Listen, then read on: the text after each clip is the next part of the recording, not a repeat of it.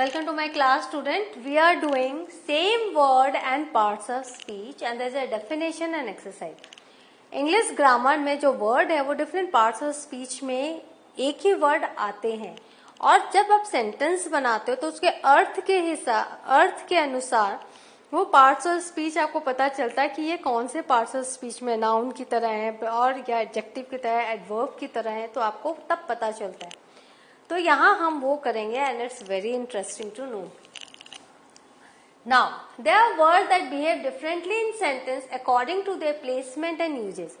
एक सेंटेंस में वो वर्ड कैसे आया है, किस जगह पर आया है और उसका क्या यूज है, इसके अनुसार उसका मीनिंग बदल जाता है. A single word can be used for different parts of speech. तो different parts of speech के लिए हम सिंगल वर्ड यूज कर सकते हैं. आपको पता है parts of speech क्या है, नाउन, प्रोनाउन, एडजेक्टिव, एडवर्ब. तो हम उनके एक ही वर्ड को हम जगह जगह हम यूज कर सकते हैं. The meaning of word in the sentence determines to what part of speech it belongs. तो मीनिंग से पता चलेगा कि ये कौन से पार्ट ऑफ स्पीच को बिलोंग करता है. The same word may be sometimes one part of speech, sometimes another. तो कभी ये एक सेम वर्ड एक वर्ब भी हो सकता है, नाउन भी हो सकता है, right. The chief classes of words thus variously used are. तो जो चीफ क्लासेस हैं जहां पर पार्ट्स ऑफ स्पीच में एक ही वर्ड दोनों हो सकते हैं वो कौन कौन से हैं? Nouns and adjectives. नाउन भी हो सकता है, एडजेक्टिव भी हो सकता है. Noun and verb. नाउन भी हो सकता है, वर्ब भी हो सकता है. Adjective and adverb, adjective and pronouns, adverbs and preposition. तो आप देखो कि किस तरह से हम पार्ट्स ऑफ स्पीच में वो बदलता है एक ही वर्ड. नाउ एग्जाम्पल, नाउन देखो, नाउन और adjective. That brick is yellow. Brick वो जो ईंटा है वो येलो है. That brick is yellow. Here is a brick house. यहाँ पर एडजेक्टिव हो गया, कैसा घर है? ईंटे का मकान है, ब्रिक हाउस. तो यहाँ adjective. Noun and verb. Give me a stamp. A stamp हमेशा याद रखना, नाउन के पहले आर्टिकल आता है. गिव मी अ स्टैम्प, आर्टिकल आया, स्टैम्प है, ये नाउन है. Verb, stamp this envelope. इस एनवेलप पर टिकट लगाओ. Stamp this envelope. तो यहाँ स्टैम्प एज ए वर्ब आया, right. Adjective, that is a fast boat. कैसी बोट है? फास्ट बोट है. Adverb, the snow is melting fast. यहाँ फास्ट क्या कर रहा है, कैसे मेल्ट हो रहा है, वर्ब की विशेषता बता रहा है. Modifying verb, qualifying verb. तो ये फास्ट यहाँ एडवर्ब हो गया.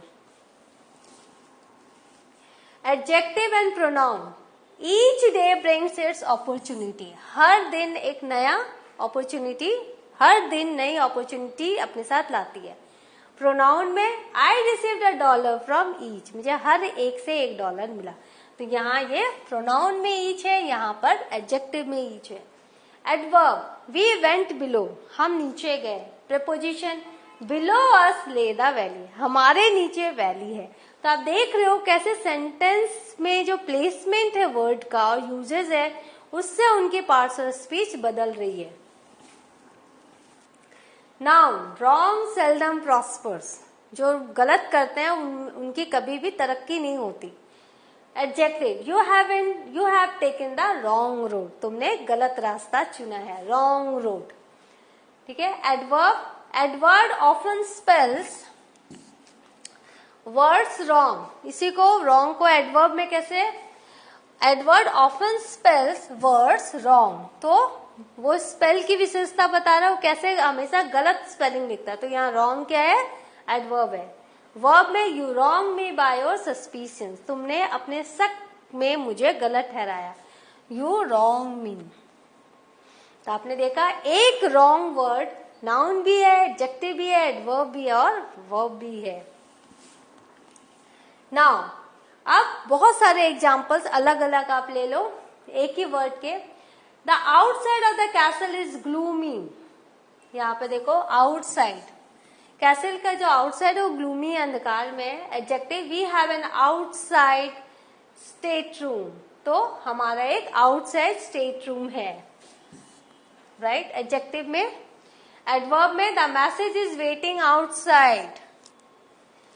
प्रीपोजिशन में I shall ride outside the coach, coach के आउटसाइड में मैं राइड करूंगा। तो आपने देखा noun, adjective, adverb, preposition, outside सब में है।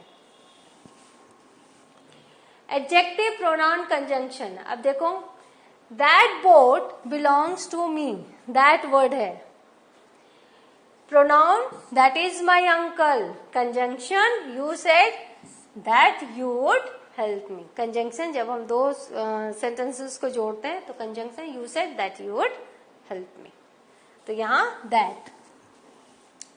Preposition I am waiting for the train, conjunction you have plenty of time for the train is late। यहाँ पे देखो for preposition, यहाँ पर conjunction for का you have plenty of time for the train is late, क्योंकि train late है। Interjection, अब interjection में देख लो hurrah the battle is won। Noun देख लो I heard a loud hurrah। Verb देख लो the enemies flee our man hurrah. तो हुर्रा से आपने इंटरजेक्शन, नाउन एंड वर्ब देखा। फॉर में आपने प्रीपोजिशन एंड कंजंक्शन देखा। Interrogative adverb, why did you do it. Relative adverb, I know the reason why she did it. Interjection, why, it is surely Tom. देख लो आप। Noun, this is not the time to go into the why and the how of it। ये कोई समय नहीं कि क्यों और कहाँ के बारे में हम डिस्कस करें। तो यहाँ why एज ए नाउन आया, एक ही why as a interrogative adverb आया, रिलेटिव एडवर्ब आया, इंटरजेक्शन आया और नाउन के रूप में आया। Now interrogative adjective what evidence have you got। Interjection what, you don't mean to say so। Interjection pronoun, interrogative pronoun relative, what does he want। Interrogative pronoun relative, then pronoun give me what you can। तो आप देख रहे हो कितने सारे parts of speech में what आ गया, एक ही what है। तो आपको हमेशा ये जानना है अंग्रेजी जो है वो बहुत ही मजेदार है, इसको आपको सीखना है। तो आपको इसमें बहुत सारे लॉजिक्स है, आप में इसमें बहुत सारी वैरायटीज भी है। तो आप जब सीखोगे, जब आप डेप्थ में जाओगे ना अंग्रेजी ग्रामर के, इंग्लिश ग्रामर के, आप बहुत ज्यादा आश्चर्यचकित हो जाओगे ये सारी चीजें देखकर। तो प्लीज इंग्लिश सीखो, मैं जैसे बता रही हूँ हर एक चीज को आप जानो और एंजॉय करो इंग्लिश लैंग्वेज को। इससे डरो मत, इंग्लिश डरने की चीज नहीं है। मुझे बच्चे बोलते हैं मैम आप ज्यादातर हिंदी में बताइए, हिंदी में इंग्लिश है, इंग्लिश को सुनोगे तो ही आप सीख पाओगे, राइट। नेक्स्ट एक्सरसाइज देख लेते हैं। Beehive chapter 2 page 26, consult your dictionary and complete the following table. Indispensable both before and after the verb B. वहां पर एक चार्ट बना हुआ है चैप्टर में, आपको लिखना है किस किस पार्ट्स ऑफ स्पीच में आएगा। तो जो वर्ड इंडिस्पेंसिबल है ये before and after the verb be के आएगा, before and after the verb, ठीक है। दोनों में आएगा। इम्प्रेस्ड जो वर्ड है नाउन के पहले नहीं आएगा, both before and after the verb B, verb be के पहले और बाद दोनों में इम्प्रेस्ड आएगा। अफ्रेड नाउन के पहले नहीं आएगा, both before and after the verb B. Outdoor सिर्फ नाउन के पहले आएगा, पैटर्नल सिर्फ नाउन के पहले आएगा, काउंटलेस सिर्फ नाउन के पहले आएगा, प्राइसलेस सिर्फ नाउन के पहले आएगा और before and after the verb be के बाद बी में भी आएगा। एग्जाम्पल देख लो, she is indispensable for the, देखो is verb be, indispensable for the successful completion of the project, ठीक है। Sunita was impressed by my singing. He is afraid of the dark. I enjoy the company of my paternal uncle. तो इस तरह से आप देख रहे हो जो फ्रेज सेंटेंस में हमने ये वर्ड को जोड़ा है। Ginny has showered with countless gifts. My grandmother gave me a priceless piece of advice.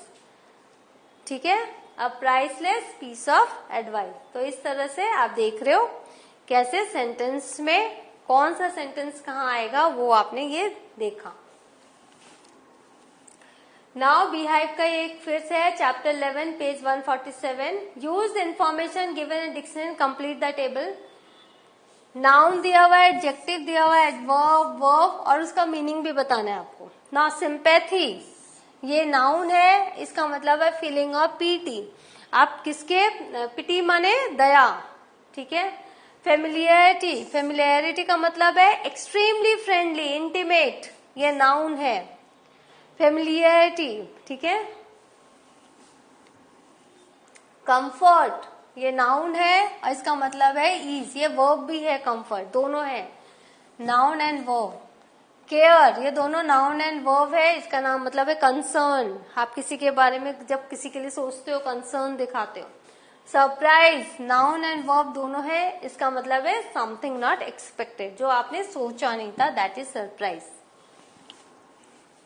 So, what have we learned? We have learned same word in different parts of speech. In the next session, I will do something more interesting. Till then, have a good revision. Thank you.